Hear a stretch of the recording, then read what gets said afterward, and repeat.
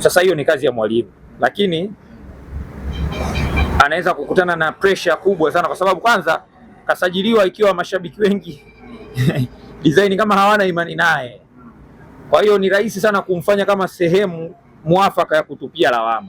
Mechi inaweza ikaisha bila, labda alokosa magoli ni wachezaji wengine, lawama zikatupwa kwake yeye na vitu kama hivyo, kwa sababu automatically kwenye bigger picture yeye ndo anaonekana kwamba mwisho wa siku hivyo na nini, lakini nafikiri hata Simba wao management yao kwa kiasi fulani wamechangia haya matatizo, kwa sababu unajua sometimes ili uwe bingwa, ukiachana na kuwa na timu strong na vitu vingine, unatakiwa uwe pia na uwezo wa kujua outcome ya msimu unaweza ukawaje, au changamoto ku outline zile changamoto ambazo probably unaweza ukaziface ndani ya msimu.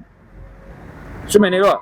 Utakuwa na mechi nyingi, utakuwa ujue mimi nitaingia kwenye mechi nyingi, nitakuwa na Champions League, nitakuwa na ligi, nitakuwa na Federation, mechi za kirafiki, nitakuwa na mechi zingine nyingi.